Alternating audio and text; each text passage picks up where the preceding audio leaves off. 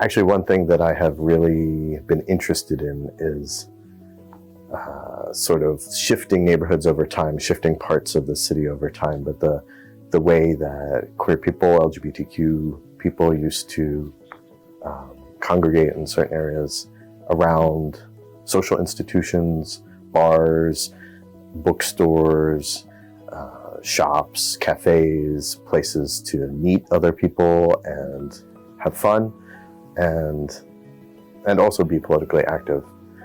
But I think that sort of socializing, meeting, hooking up with people, actually finding other queer people,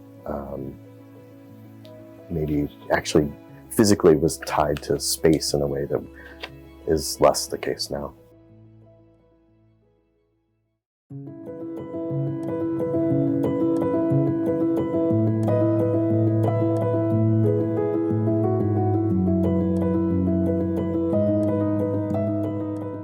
The bars provided a very safe space where you can go there and be yourself. I can go in with my husband to a bar, hold my hands, even kiss him if I wanted to, if he wanted me to. We can be affectionate at a gay bar. We can be very comfortable in the setting, knowing that we're not going to be peered at by other people. We're not going to offend other people by doing that. You go to a straight bar, we wouldn't be dancing with each other at a straight bar. We would, at least we don't feel we should. And we don't, show any signs of affection, holding hands in a straight bar. We're just there if we go to a straight place. They were definitely the focal point for the gay community here in Baltimore. They were welcoming spaces where people felt like they could be themselves. They were places that you could go to and feel safe. They were, at least Hippo and Central Station for gay men were kind of the central focal points where all different types of gay folks would come on different days. Different other bars in the city had Leather Bar, the Eagle, or Leon's was really kind of the older folks. There was a piano bar on Reed Street where older folks who did show tunes and sang along and those kinds of things. But the Hippo and Grand Central really had a broad mix of people who would come. And I couldn't stand the smoke because they were still allowing to smoke. I would come home and my clothes would be smelling like smoke and my ears were ringing from the woofers and the tweeters and all. I had to put stoplets in my ears. So disco was a discomfort until I got used to it. And then to deal with carding and discrimination, racial discrimination. But there are good things that Hippo did. It was a good place to meet people. And I didn't realize that, beyond the smoke and the loud noises. I always met people there, and I knew, if I wanted to go out, that it might be one of the places I wanted to go to. In fact, the first night I did come out, I visited there.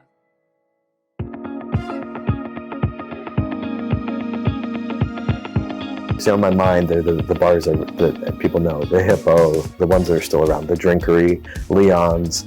I remember things from the 90s. Coconuts was a lesbian bar. Gallagher's was a lesbian bar. Port in a Storm was a lesbian bar that was over closer to Bethlehem Steel. It's like there were places. But then in reality, there's so many bars and so many more bars than I had any idea about. So the biggest one everybody is going to go to is going to be the Hippo, right? When it started, I found references that talked about the pink hippopotamus, or for quite some time it was known as the hippopotamus. Eventually it became the Hippo. Grand Central is a big one. At certain points in its history, it was Central Station, later Grand Central. Which other ones? The Drinkery and Leon's are both bars that have been around for a really long time and still exist, so people know those. The Eagle as a leather bar also existed. Like almost every East Coast leather bar in every East Coast city is called the Eagle. And here, the Eagle still exists. It's expanded. The bar itself has renovated and is much larger, and perhaps isn't exclusively tied to leather the way that the way it had been originally. Gerard's is one that I did not know that when I look at the paper, I see it existed for a very long time. It was extremely popular. The same with a place called The Brig. Apparently was an early leather bar here. I think it was pretty exclusively male.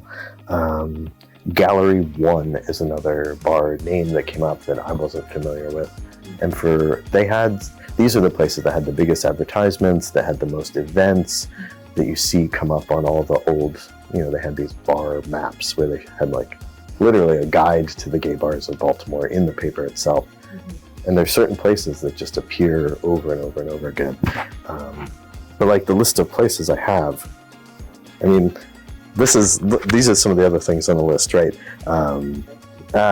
Loon's, Go West, Wyatt's Saloon, the Gas Lamp, the After Dark Bar, the Butterfly, Bullet Baltimore, the Torch, Julian's Lounge, 707 Club, Pepper's Place, Numbers, the Allegro, I remember the Allegro, Zippers, Sue Ellen's, Icebreakers, the Custom House Saloon, Billy's, the Unicorn, PT Maxx, the Stagecoach. I mean, it's just like, that's for a relatively small city, that's like, it's an enormous amount of activity within the community.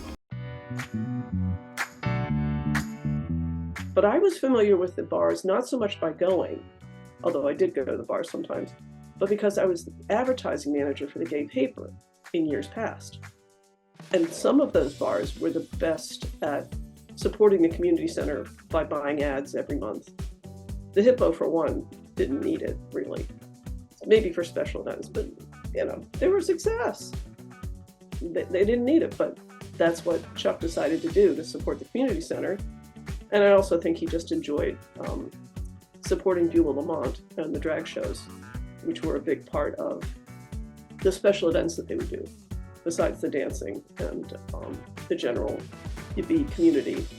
There are clearly, like if we use the Gay Paper as our archival source, there are definitely the advertisements that the bars made a lot of money, and so they could afford to take out advertisements. The advertisements fueled their making money. And so they're a great source, just the advertisements alone are a great source of like what was happening, in the neighborhood at that time, what events. And there's definitely tons of information you could glean from the advertisements. The Hippo was the one that actually provided most of the events. I'm not saying there weren't events at other bars, they were probably much smaller scale because they're smaller bars. But the Hippo had a much wide open space where they can have, and they had different rooms you could use. You could have the dance area, they could use the karaoke bar. They had a lot of events that were pageants for drag, contests. They had leather for that group. They had pageants for that. They had fundraisers for various nonprofits in the area, like AIDS Action Baltimore or Movable Feast, or the Community Center of Baltimore, the LGBT Community Center, which is now called the Pride Center of Maryland.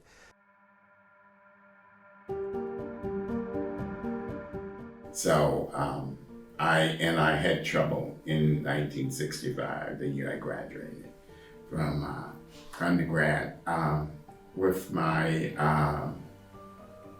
experience, anyway in Baltimore. I was shocked to see within the gay community, with all the oppression and discrimination there, that it existed, but gay people are like people just generally, they have prejudice too.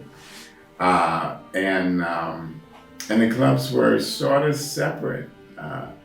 They had some black clubs and they had some white clubs, and there were people assimilating with whites that were black. So are people of color. But it also discriminated with women, lesbians, they got caught. And when I had an incident with my mother, she just didn't bring any ID, but she was in her late 60s. And I had proof of my age, so she couldn't have had me with negative birth years. But anyway, and she did look like she was 21. Under 21, and that always was there, and I knew it. And we even had forums with bar owners at the Pride Center, and put them on the carpet to explain why are they doing this. And they kept blaming it on personnel they hired. And then it changed for two different reasons. One is there was a lawsuit brought against not just the Hippo, but other gay bars. And I don't know if any of the lawyers that brought the suit are still alive or still in Baltimore. But they didn't actually go to court, is what I understand. That Chuck found out about it, obviously, served papers, and said, oh no, this is not okay. This is not the kind of bar I want. And it wasn't just the threat of the lawsuit. I think that was real for Chuck. And in his mind, what he said was, I don't know what's going on in his mind. What he said was, I didn't know this was going on. It's not okay with me. That's not the kind of bar I want to run. And everyone should be welcome at my bar. He went to the people producing the drag shows and said, you better not be excluding Black drag queens. I don't know if it's happening or not, but don't discriminate against them, because it's not just the patrons, it's the employees, and it's the entertainers. Like the proliferation of how many bars, how many new bars, how many of those bars lasted, and how many of them start to like kind of drop off the map from the paper and the advertisements and the kind of coverage. It looks like to me that in the post-Stonewall time period, through about 1985 or 1986, there was a lot of growth of the number of gay and lesbian bars here in Baltimore. But once, the AIDS crisis really starts to obviously be a factor and be making a huge impact, what at least my anecdotal observation is, the number of new bars drops off radically. The number of existing bars starts to taper to kind of a core set that's a more familiar core set that we know. Social media has changed. I mean, I actually met some people that interviewed, and I didn't realize they'd never been in a bar. They were sort of like me, And I went, oh. I said, well, and because I'm with social media, you don't have to go to a bar or go to a park to meet somebody. I think the lack of bars, provides you that, could give you that problem of you don't have as many spaces. But there are a lot less people going out, and that's why some of these bars closed, because there are less people going out to bars because of the dating apps and the hookup apps, that people used to go to bars strictly to meet other people for a hookup. And back in the early 80s, mid 80s, before that even, obviously, but that was a key reason why people went out. Now you don't have to spend money on drinks and stuff like that, and trying to find a parking space and deal with all the inconveniences of going out to a bar where they can just, get on their phone and do what they have to do in that respect. Well, the Hippo was where I did most of the interviews with the workers, and they all, of course, expressed lament over the fact they're leaving, not only because they don't have a job, which is clearly should be number one priority, but all the memories they've had there. The DJ in particular that I spoke to was, just saddened by the whole notion that this was the last song he played. I did a story on that one night.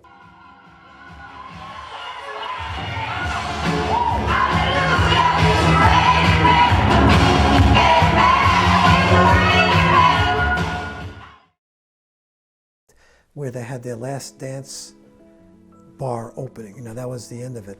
And there were tears all over the place. I think it's changed in some ways for the better. I think it's great that, a gay couple can feel just as welcome at a sports bar in Towson as they do going to the Hippo. And so societal changes, I think, have helped.